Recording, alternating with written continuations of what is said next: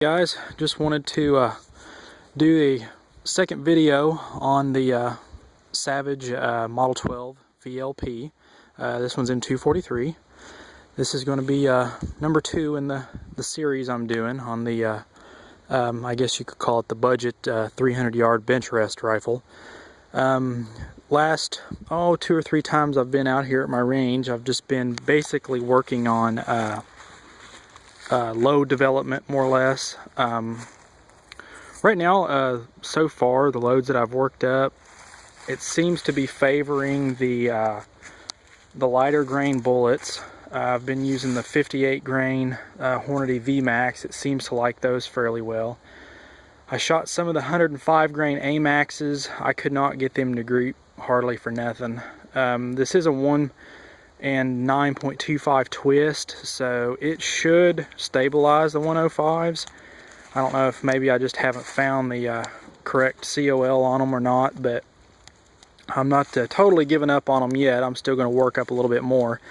As of right now, I broke the rifle in just using regular old Winchester hunting ammo with the normal 20 round break-in cycle.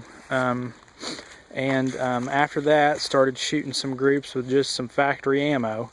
And best group I got was with a box of Hornady, and it was shooting right at around 1.5 inch groups, and all this has been shot at 200 yards, which I know you can't really see the backstop past the first one, but all this has been shot at 200. Haven't had good enough weather to finish elongating my range out to 300 yet, so I'm waiting for the back part of the woods to dry out a little bit before I get to 300, which may be spring.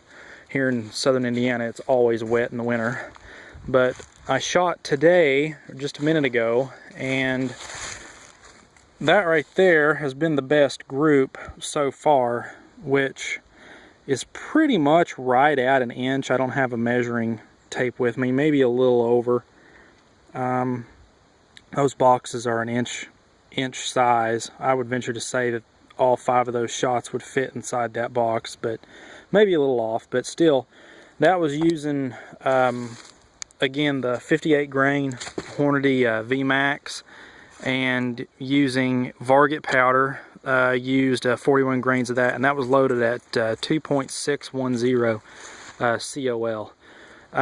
Right now, is not shooting quite as good as I expected it to. I think the groups will shrink considerably once I find its pet load, if you want to call it that. But they are shrinking, so that's why they call it load development. You just got to keep trying until you find the right one. But I will say, as far as a factory rifle, it's definitely more than capable. It shoots sub MOA at 200 yards with factory boxed ammo all day long, and I've got the targets to prove it. But the only thing that I will upgrade first off is going to be the scope. The scope that is on it is horrendous.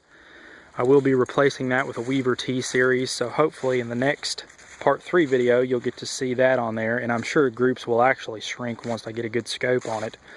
But as of right now, preliminary results are very good. Still highly recommend the rifle for the money. I don't see how you could go wrong.